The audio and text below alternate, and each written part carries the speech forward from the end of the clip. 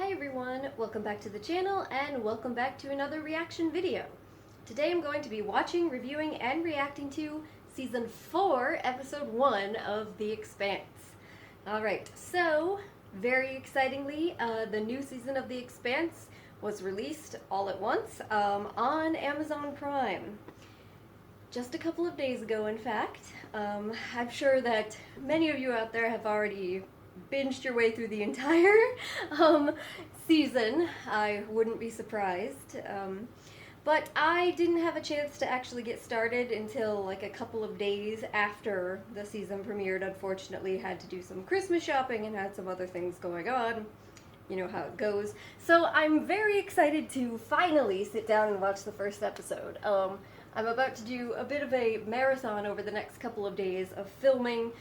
First this, and then I'm going to be doing filming of reactions to every single one of our series so that we can get a ton of videos out there. It'll probably come out about the middle of the week once I finally get everything filmed and edited and posted up, and then we'll just have a huge drop all at once.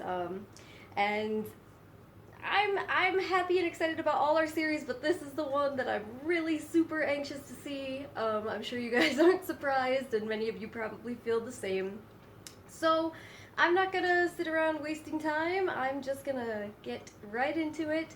Here is Season 4. We're gonna check out Amazon's version of The Expanse, see how well we think Amazon has done here. Alright? Yep!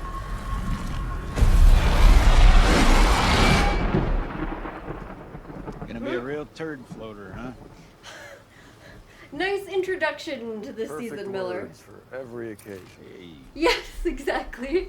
we gotta talk about that, right? Ride, yeah, I know. Next clue to the case. We're leaving tomorrow. Are we going to the ring? We're going to New York. The hell's in New York? Tall buildings, good pizza. Secretary General of the United Nations Ooh. summoned You me. can ask her. Been Tell her to let summoned. you go through the ring. I have 100 times. I'll bring it up again. But something must have changed if she wants to talk. We gotta talk about that, right, kid? Next clue to the case. Does he just keep saying the same thing? I wonder what that rain tastes like.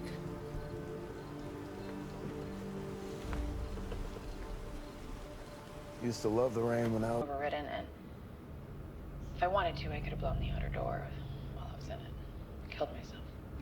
Yep. Was that on purpose? If I was staring down a lifetime sentence, I'd want to have the option.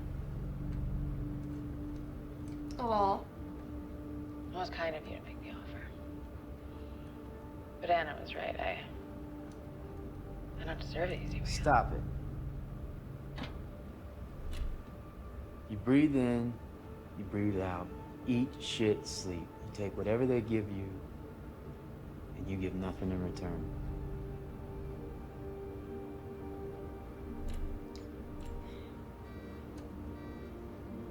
I have to go. They have me doing dream therapy. I don't really understand it, but the doctor has flowers in her office, and I can smell them through the glass. Good luck with that. Pep Can I talk from bother you guys Amos. sometime? Sure thing, Peaches.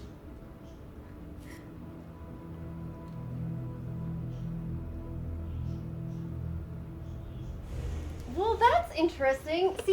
What I want is now I more feel ships like at there the was ring an back. entire All I need from you is to make Amos that Clarissa dynamic that we missed in between seasons that I wish we could have watched. Are we gonna see more of her and him, maybe? Madam Secretary, if I may. those rings were killed. Genocide on a scale that we cannot even begin to comprehend.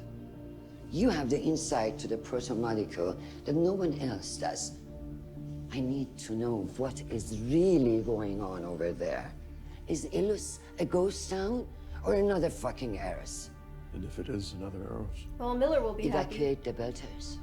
Destroy the proto-molecule if you can, and get the hell out of there. Just a simple task to give. Just a simple mission for you, Holden.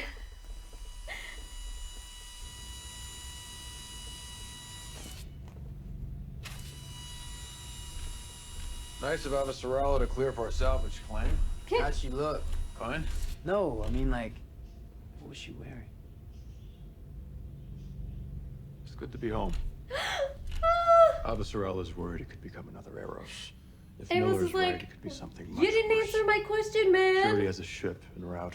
The Edward Israel. I'm so It's a happy science they had ship. someone Survey acknowledge vessel on her a Titan. The style. warship's more her style, that's for sure. It's not a military operation. They've got the gear and the expertise to assess the situation and hopefully contain any contamination. We'll have access to their resources if we need them. Look, I opened those gates.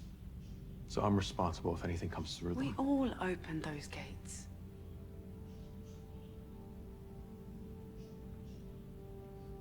All right. Hey, listen. How is your back? Only hurts when I move. Which means nerves are regrowing, so that's good. So they turned the behemoth into a station? You're bound for Illis That's right. with James Holden on the gunship. You're going to get the Belters off that planet. We're not going to evict anyone. We're going to make sure it's safe. Safe. You hear how many of those refugees died trying to adapt? A lot of them had to go back up to orbit. They were foolish to think they could live there. It's not foolish to That's want free air and free water and a home for their children. We are creatures of space.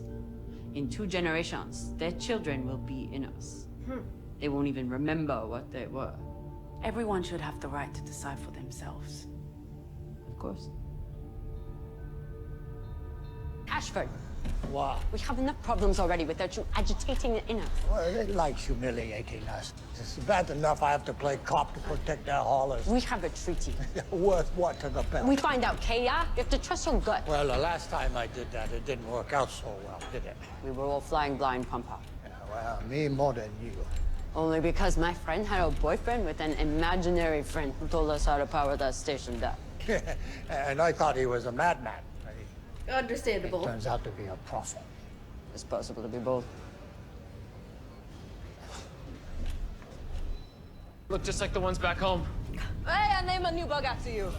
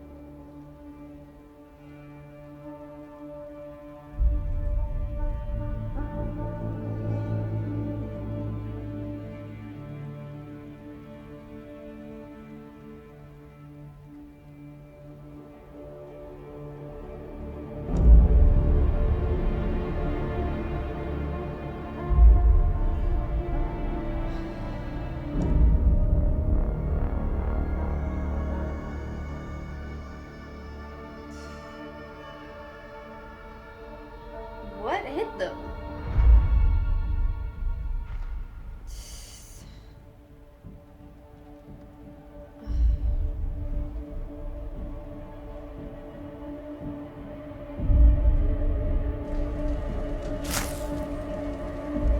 She's still in her seat?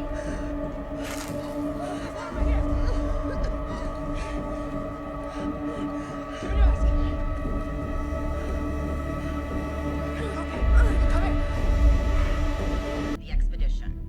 Cause of the crash is currently unknown. The Belters are providing what aid they can, but hasten to add the company had no right to land in the first place. It could have been an accident, or attack, or something much worse. The story is already metastasizing on news feeds. Just get yourself to Ilus, do your job, and let RCE do theirs. The Belters will try to enlist you to their cause. Holden, do not put your dick in it. It's fucked enough already. It's good advice.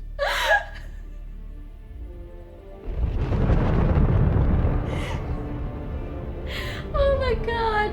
That was the most Avasarala Guess I way lined of up. telling Holden not to Firework. get over involved and screw everything up. That was amazing. line of the episode, it's gotta be, right?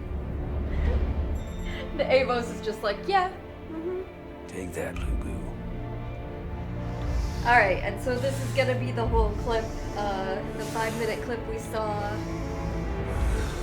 of them landing. Well, now Naomi's whole workout thing makes a lot more sense. This is from the preview.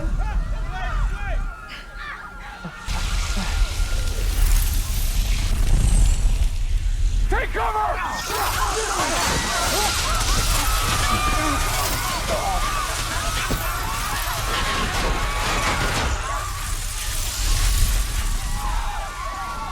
You okay?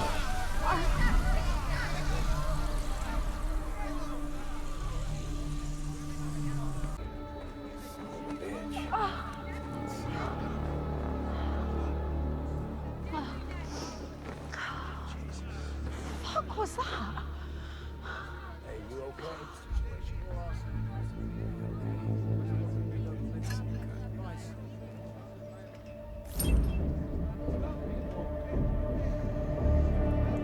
It's like protomolecule tech.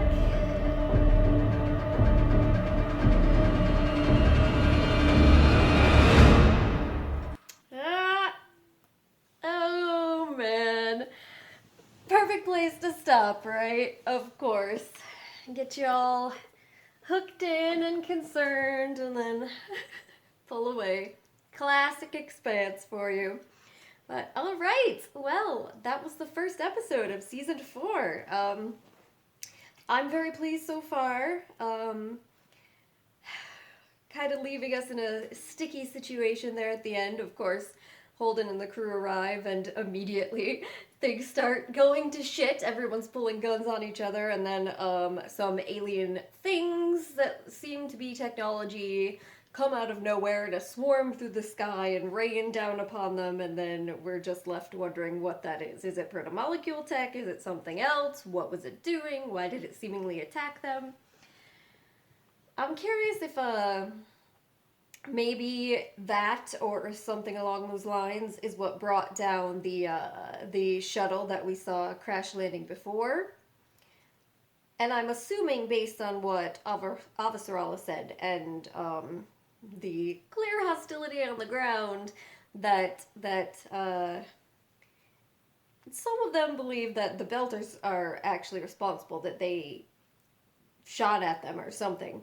But I think there's distinct possibility we may find out that it's something to do with the alien life forms or tech or whatever it is that are on this planet. That would go very well with what we've seen so far and what we've seen in previous seasons. But all right, so this episode, for the most part, seemed to be very focused on just laying the groundwork, where all our characters currently are, what's going on with them, the primary settings, at least giving us a glimpse into some of the new characters, though we didn't really get to see them that much. I mean, I think it's pretty...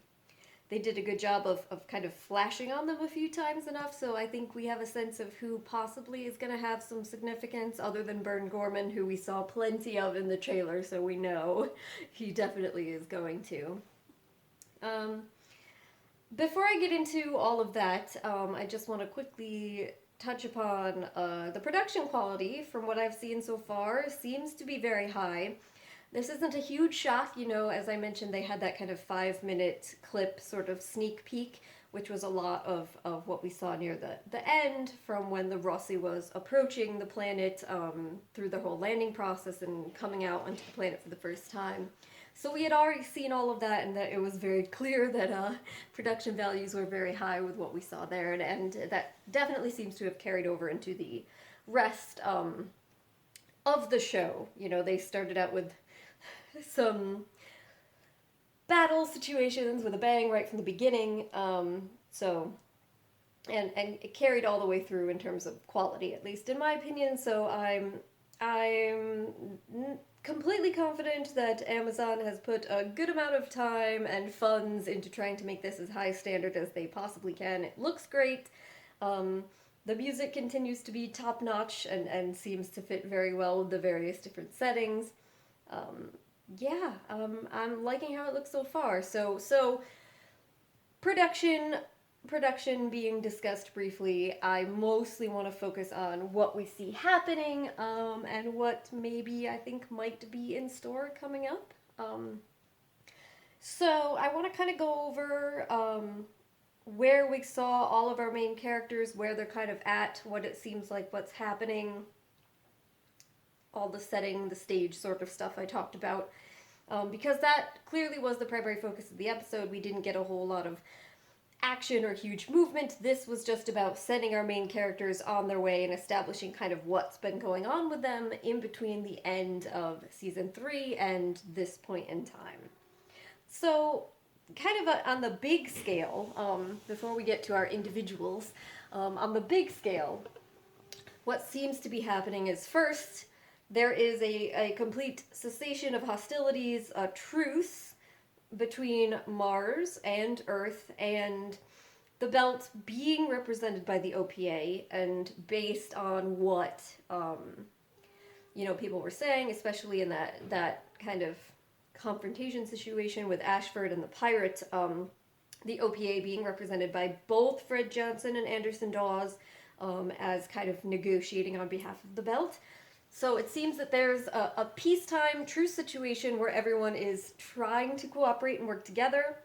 Based on what Drummer was saying to Naomi, it appears to be the case that there really hasn't been a ton of conflict or hostility between them. Drummer was saying, I'm shocked that I'm still here and we haven't blown each other up or blown up the ring or anything, but seems that they're doing pretty well so far, though there are obviously some individuals that are less pleased than others, as we can see from the pirate groups, as that they were saying to Ashford about basically accusing the OPA of just bowing to the inners and working for them, doing their dirty work. And I mean, you could see in some respects that Ashford didn't totally disagree with this, particularly because he was frustrated when he had to put the kind of clearance code for coming into the ring space, when he had to give that and kind of get permission, it seemed from his point of view, from the UN ships to be allowed in, even though they're supposed to all be partners. So you could see how there's hostilities there, and that despite the fact that there's apparent partnership, there's still kind of levels of authority in that partnership, and maybe the OPA and the individuals representing the belt kind of feel as though they have to maybe bow and scrape a little bit more than anybody else in this situation. But then again, we also do know, based on what Drummer said, that I guess it's the Behemoth has now become like a spaceport station there at the ring, and the OPA seems to be in charge of that, so that is one thing they have going for them, definitely. Yeah.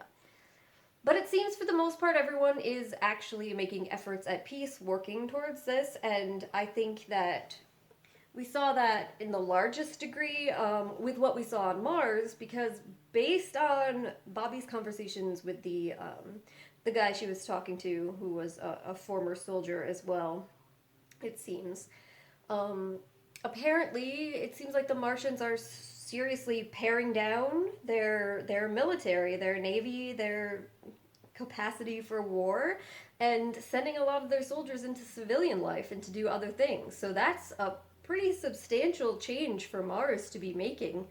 And Bobby, she made this statement, there will always be more wars in the future, so hold on to your uniform, don't expect it to just go away entirely.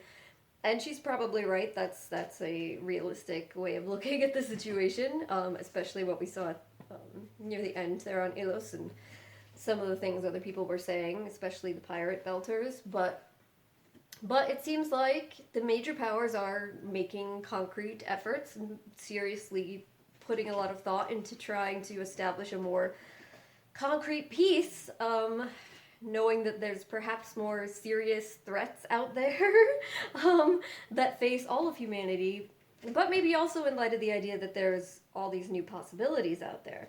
And that brings me to the other kind of big setting the stage sort of thing, and that was something that Ava Sarala was really talking about, both in her political meetings And then when she was trying to explain this whole situation to Holden and what she was planning to do, sending him and the Rossi crew out there.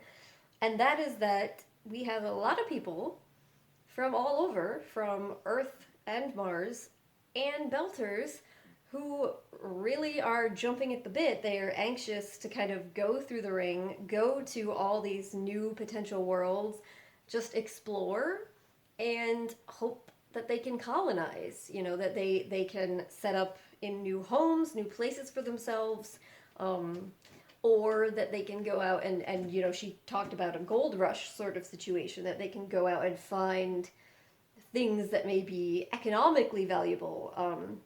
So whether it's about actually finding a new home and inhabiting somewhere, which seems to be what the Belters, which they said they were refugees from Ganymede, that's what their goal seems to be, or whether it's for scientific exploration, or whether it's for, you know, basically capitalism, going out and finding resources to sell.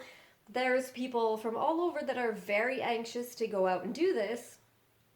And so far it seems that the kind of truce coalition group, Earth and Mars and the Belt, are trying to limit that, not let anybody go just off on their own. Largely it seems because Avasarala's seriously concerned, and legitimately so in my opinion, about what could be out there, both because of everything that happened with the protomolecule and also because of the things that Holden saw about all of these worlds basically just being decimated, destroyed, and having no idea, you know, how that happened, why, or what is going on. It seems like Avasarala thinks it's too much of a risk to just let people go out and explore. So in that context, though, a small group of Belter ships basically tried to push their way through the ring. They were refugees. They were like, we have nowhere else to go. We need homes. They are saying Earth and Mars are responsible for our refugee status, and so you shouldn't be able to stop us from doing this. Nonetheless, they were still going to try to stop them, and a lot of the ships were fired upon, but a few got through. And so one of them seems to have settled on this new planet that Holden and his crew are going to. And it's obvious that they've not had an easy time. You know, Drummer mentioned something about a lot of them couldn't handle being on the surface and had to go back into space. And then we get, besides that Belter group, in the aftermath of that Belter group succeeding in getting through, Avasarala and the UN and Mars finally come together and go, you know what, alright, we've got to send some people out there too. We can't just let the Belters go out there and get ahead of us and do whatever they want without any response and without us studying what's happening and without us making sure everything's okay, and also without us putting our planet's interests at heart. So again, right away there we see that we're getting right back into kind of the old concerns and rivalries, because once you let a Belter group slip through, then everybody on Earth and Mars kind of rallies and says, no, we've got to have a presence there too. So they send out this ship that's supposedly like scientific exploration, but also based on what Bern Gorman was saying, also has a charter from both Earth and Mars. So this is also seemingly like a money-making operation. There's the scientists that are there, and they were talking on the shuttle before it blew up and crashed, and they're there to just investigate, see what's happening, learn what they can. And then there's others there with more specifically corporate interests. And then on the other side of that, we have the Belters that are there that are just want to live there and be left alone to live there. So that's kind of the big setting stage, is that there's a tentative piece, but with the fact that all of these people are really anxious to get out there and explore, both because they want to like make money for it and also because they just want a home, which, I mean, I guess makes sense not just for Belters, but also for a lot of people on Earth, which is stuffed to capacity in this future, and people want to go out and colonize. Tensions are very high because of that, and it seems like at any moment there could be an explosion in hostilities again, and we see the kind of beginnings of that both on the planet there, and also with the kind of Belter pirates that are frustrated and going after any UN ships around the ring. So that's our kind of general stage.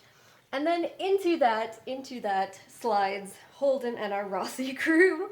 And from what we gathered at the beginning, from Holden's, hanging out on Earth, he's visiting his parents, his multiple parents, and he's seeing Miller there. From what we can gather with that little conversation with Miller, even though Miller was kind of blanking back and forth between talking to him about things like Taste of Rain and, stuff we'd expect Miller to be interested in, to going back to repeating the same things he had said before about needing a ride and having to investigate further. Holden, it seems, has been trying to convince Avasarala to let him go through the ring and actually explore and follow up on what Miller wanted him to follow up on.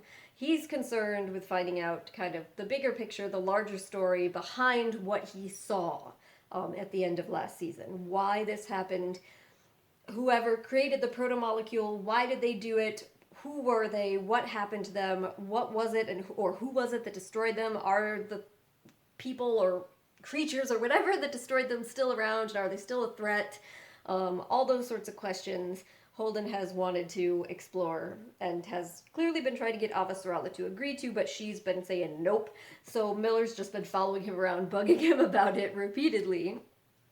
But now Avasarala has decided, in the light of everything that has been happening with the Belters coming through, and then the decision by Earth and Mars to kind of send out this other group, that she wants Holden now to go through and serve as kind of like a personal emissary for her and what she thinks should be done.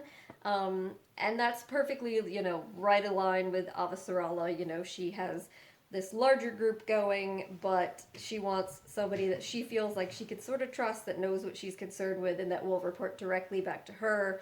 And so she wants Holden and them to go with the express purpose to focus on what is the danger, what is happening there, the questions that Holden himself has, and if that's something that would make it so everybody that's out there, Belter, Earther, Martian alike, currently should run, get the hell out of there, and then never go back, basically.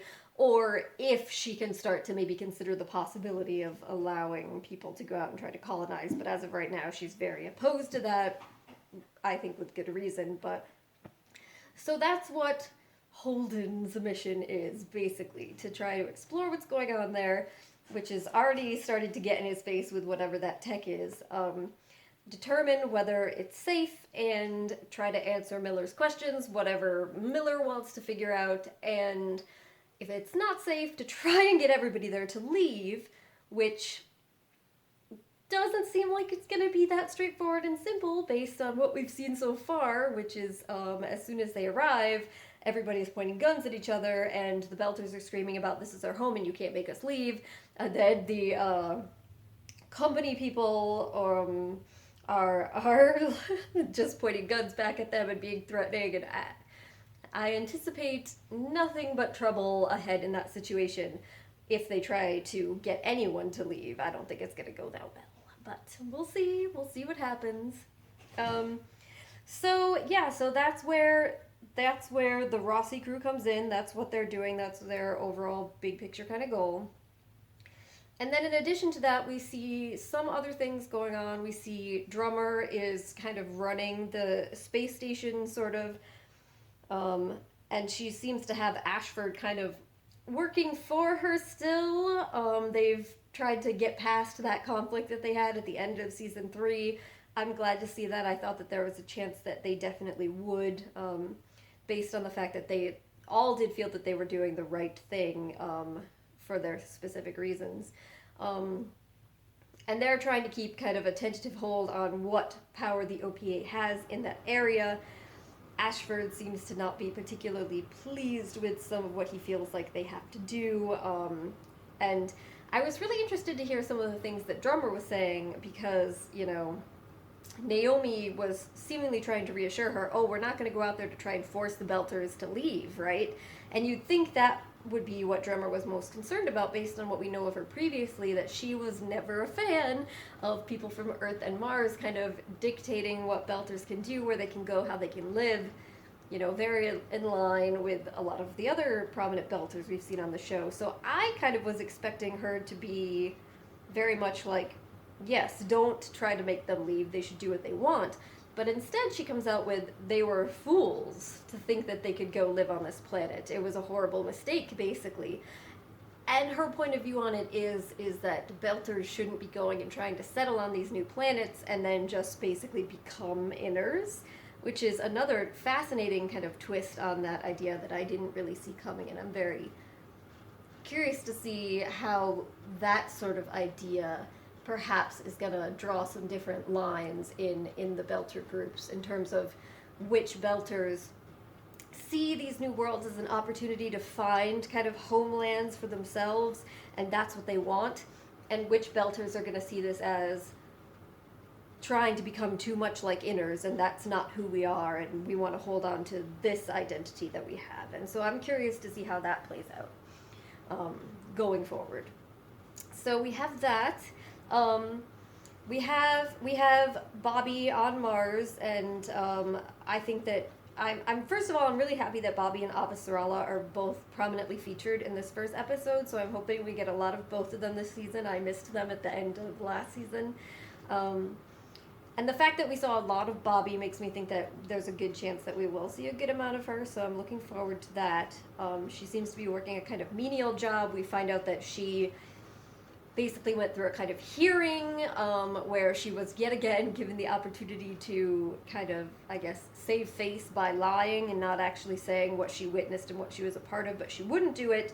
So instead, she just kind of loses everything that she had in terms of her military status or Marine status, and she's just working this menial job and trying to be a good Martian nonetheless because she's Bobby. And then, you know, we have Naomi and Holden's relationship seems to be very much thriving. They seem to be doing very well and are very happy. Naomi strongly wanted to build herself up physically so that she could go to the planet with Holden and have this opportunity. So all seems good with them, with the slight exception of Holden still constantly being plagued by Miller. And they seem to be the same people that they have been.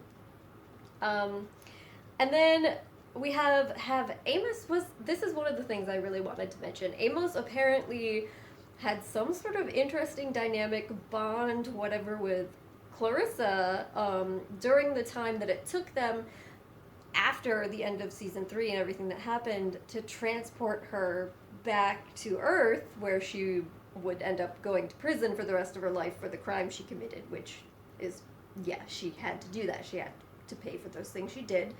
And she seems to be saying she wants to take responsibility. You know, she referenced Anna.